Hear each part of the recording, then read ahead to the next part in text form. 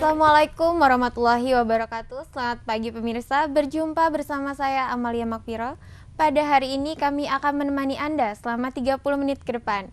Kita akan berbincang-bincang membahas persoalan-persoalan kehidupan dalam kacamata Islami.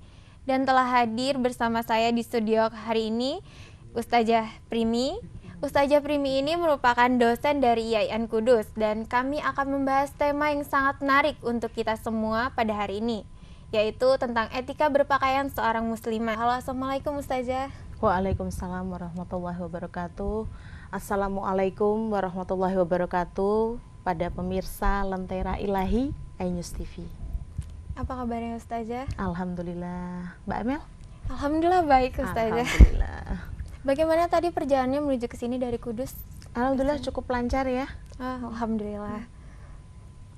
Untuk seputar tema yang akan kita bahas nih Ustazah tentang etika berpakaian seorang muslimah. Untuk pertanyaannya, yang pertama, bagaimana seharusnya wanita seorang muslimah mengenakan pakaian sesuai dengan syariatnya? Silakan Ustazah penjelasannya. Baik, terima kasih Mbak Amel. Pertama-tama, bismillah, alhamdulillah, assalatu wassalamu rasulillah, Robbi shrahli shodri wa yassirli amri wahlul 'uqdatam min lisani. Pertanyaan yang menarik, etika berbusana muslimah. Tema itu adalah tema yang tidak pernah berhenti untuk dibicarakan. Setiap tahun, setiap periode, di berbagai tempat, selalu ada dinamika tentang etika berbusana muslimah. Bahkan di film-film, di layar lebar itu juga diangkat loh, jadi tema tertentu. Dan bicara tentang etika berbusana muslim dan muslimah, dalam Islam memang sudah diatur. Dalam Quran surat Al-Ahzab ayat 33 itu sudah diatur agar perempuan dan anak-anak perempuan mengulurkan pakaiannya untuk menutupi dadanya.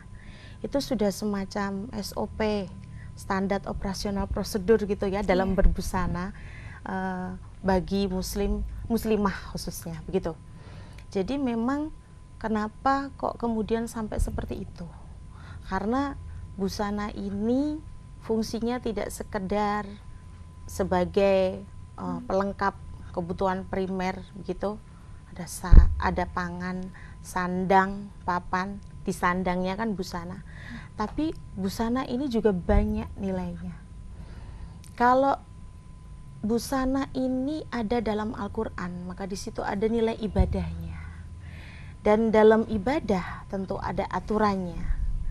Aturan berbusana muslimah itu diberikan tidak hanya untuk menjadi pembeda mana kaum muslimah dan mana yang bukan muslimah. Tidak sekedar itu.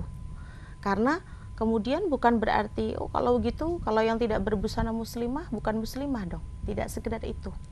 Karena busana muslimah itu juga kreasinya, modelnya, kemudian hal-hal yang berhubungan dengannya itu akan sangat dipengaruhi oleh pemahaman terhadap teks tentang sejauh mana atau bagian tubuh mana saja begitu yang perlu wajib ditutupi. Pemahaman, ya kan? Pemahaman tiap muslimah beda-beda. Ada yang harus ditutupi semuanya gitu. Semua yang detail semuanya. Tidak ada yang kelihatan satupun. Ada yang bagian tertentu saja yang harus ditutupi. Seperti apa aja saya? Nah, seperti apa saja? Ini menarik sekali. Kalau kita kembali tadi ada yang semua bagian tubuh tertutupi itu, ada yang kemudian pakai cadar. Pakai cadarnya macam-macam. Jenis cadar juga macam-macam namanya. Ada yang namanya juga niqab juga. Ada yang menutupi tidak sekedar sebagian wajah, tapi sampai mata pun tertutupi. Wah. Cara melihatnya bagaimana itu? Ya itu. Makanya itulah model. Kemudian ada yang bagian tertentu saja. Kalau pemahaman sebagian besar muslim menutupi tubuhnya atau aurat yang ditutupi itu tentu saja semua bagian selain, nah ini yang kemudian menjadi pemahaman yang berbeda-beda, selain wajah dan telapak tangan. Tapi kalau kemudian mau dibahas lagi kalau selain wajah dan telapak tangan itu terus modelnya nanti gimana? Iya. Telapak tangan sebagai yang bagian sini, lah yang ini terus gimana kan gitu. Jadi kembali lagi kita ketika bicara busana, kemudian kita menggunakan pendekatan hukum fikih begitu ya, itu tetap kemudian kembali lagi ke budaya. Tiap budaya punya pemahaman yang berbeda-beda tentang bagian tubuh yang harus ditutupi. Itu juga. Jadi memang tidak sederhana bicara tentang etika berbusana muslim ini. Tidak kemudian yang paling benar yang pakai cadar nih loh, atau yang paling benar yang sekarang kemudian pakai hijab besar, atau yang paling benar yang sekedar pakai kerudung saja, rambutnya kelihatan. Jadi setiap orang punya pemahaman masing-masing.